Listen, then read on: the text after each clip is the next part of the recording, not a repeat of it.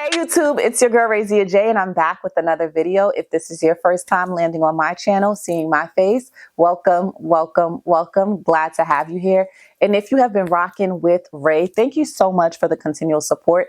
It means the world to me. Here on this channel, it's where faith, family, and social work intersect. I am a believer, military spouse, mom of two, and macro social worker. And I love talking about all things social work. So let's get into today's video where we're just gonna really talk about understanding a social work program and what to look for. I get a lot of questions about social work programs and the quality of the program, whether the program is an advanced generalist program, a clinical program, or a macro program, and how can students that are looking to get a master's in social work identify what program they should really apply to. So first and foremost, let's talk about being an advanced generalist student. So if you have a bachelor's in social work or you are coming in as a 2-year master's student with another bachelor's in another field or sub-study, then you might consider taking a generalist approach because you don't really know what you want to do in the social work profession. And that is absolutely fine. An advanced generalist program simply means that they're going to touch base on all of the different parts of social work, micro, meso, and macro, and provide you a high-level overview on each part and what it means to really be a social worker in that particular part of social work. And the other thing that you can expect in an advanced generalist social work program is that your internships may look a lot different. So you may end up with a clinical internship, you may end up with the internship that is macro, you may end up with the internship that is like community organizing. It really depends on what the school has to offer you and who they are contracted with to provide field placements. Now, the only people that should not apply to an advanced generalist program is someone who really knows what they want to do when they graduate. So if you already know that you want to be a clinical social worker, or let's say a macro social worker like me, then simply put, an advanced generalist program is not going to give you an in-depth look at that type of social work to prepare you to enter into the field without needing like 1 or 2 years working, figuring it out. If you went the advanced generalist route, I would recommend that you spend the next 2 years post-graduation really finding out what you love, what you like to do, what you're passionate about, and where you work well before you commit to any type of social work.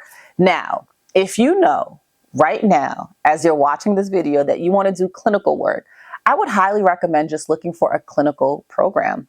There are programs that are specialized in clinical social work, and I will put a few of them down below if I can find some, but just do your research. I definitely know the University of Houston has a clinical track. I know Fordham University has a clinical track. So there are programs that have clinical tracks that provides you all of the clinical, in-depth educational foundation that you need to be a great clinical social worker.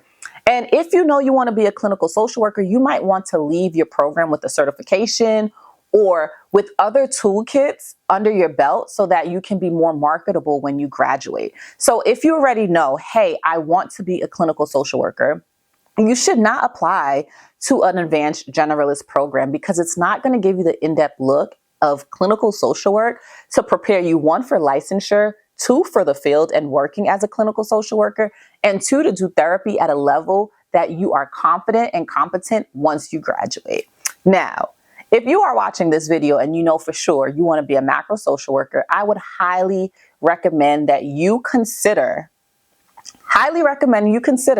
looking for an administrative program. There are many programs that are MAP programs. So they're either macro social work programs or macro social work administrative practicum programs, or they just provide you with another lens of social work that is really macro focused. For me, I went to Fordham University, and the reason why I decided to do that is because the way the program was tailored, I could make my own program and concentration. So I took classes such as nonprofit organizations, supervising and staffing. What other classes I took? Organizational history. So I took classes that really prepared me to be a macro social worker: policy analysis, policy brief writing, grant writing. So I left my program essentially with all the toolkits, all the tools, I should say, in my toolkit to become a great macro social worker. If you know you want to do administrative work, look for programs that provide you a thorough administrative track with a few clinical classes. Yes, I took clinical classes because I don't know if I change my mind on this whole macro thing and I want to become a clinical social worker. I don't want them to look at my transcript and say I can't do it because I don't have enough clinical credits. Most boards require you to have 12 clinical credits on your graduate transcript. So that means taking about 3 to 4 classes, depending on how your courses are credited. It requires you to take some courses in clinical work. But I say all of this to say, if you know what you want to do already as an applicant, it makes it a lot easier to find a program that is tailored for you, that will support you on that journey and will provide you with the people that you need to connect with in the profession that are already on this pathway. So I hope this video was helpful, that you can now go into your research and your fact finding when it comes to applying to programs and feel confident that you're applying to the right program. So until next time, bye.